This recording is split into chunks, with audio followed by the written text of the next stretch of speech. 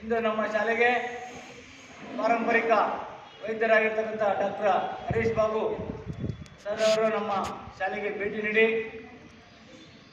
ನೈಸರ್ಗಿಕವಾಗಿ ಪ್ರಕೃತಿಯಲ್ಲಿ ಸಿಗುವಂತಹ ಬಳ್ಳಿಗಳು ಅಂತ ನಾವು ಏನು ಕರಿತೀವಿ ಅಥವಾ ಔಷಧೀಯ ಗುಣಗಳನ್ನು ಹೊಂದಿರತಕ್ಕಂಥ ಸಸ್ಯಗಳ ಗಿಡಮೂಲಿಕೆಗಳ ಪ್ರಯೋಜನ ಯಾವ ರೀತಿ ನಾವು ಪಡ್ಕೊಳ್ಬೇಕು. ಯಾಕೆಂದರೆ ನಮಗೆ ಕೆಲವೊಂದು ಇತ್ತೀಚಿನ ದಿನಗಳಲ್ಲಿ ನಾವೇನು ಮಾಡಿದ್ದೀವಿ, ಮೆಡಿಸಿನ್ ಏನೇ ಒಂದು ಕಾಯಿಲೆ ಬಂದರೆ ಸೀದಾ ನಾವು ನೇರವಾಗಿ ಆಸ್ಪತ್ರೆಗಳಿಗೆ ಹೋಗ್ತೀವಿ. ಕೆಲವೊಂದು ಸಂದರ್ಭದಲ್ಲಿ ದೂರದ ಊರುಗಳಲ್ಲಿ ಹಳ್ಳಿಗಳಲ್ಲಿ ನಾವೆಲ್ಲ ವಾಸ ಮಾಡುವಂಥ ಸಂದರ್ಭದಲ್ಲಿ ಹತ್ತಿರದಲ್ಲಿ ಚಿಕಿತ್ಸೆ ಸೌಲಭ್ಯಗಳು ಇರೋದಿಲ್ಲ.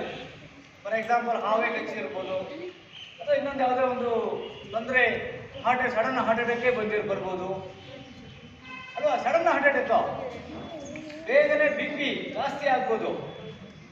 ಇಂಥ ಸಂದರ್ಭದಲ್ಲಿ ನಾವು ಹಳ್ಳಿಯಿಂದ ನೇರವಾಗಿ ಒಂದು ಪಟ್ಟಣಕ್ಕೆ ಬಂದು ಒಂದು ಸೌಲಭ್ಯವನ್ನು, ಚಿಕಿತ್ಸಾ ಸೌಲಭ್ಯವನ್ನು ಪಡೀಲಿಕ್ಕೆ ಸಮಯ ಪಡ್ಕೊಳ್ತೀವಿ.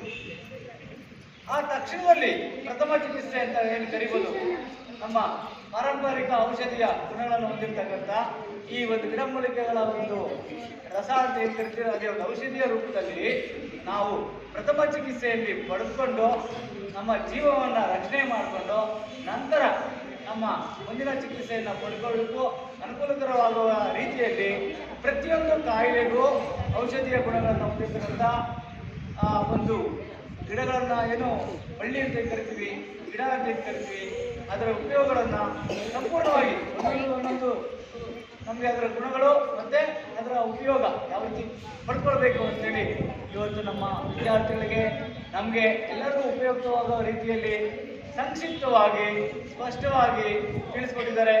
ಅವರಿಗೆ ನಿಮ್ಮೆಲ್ಲರ ಪರವಾಗಿ ಧನ್ಯವಾದ.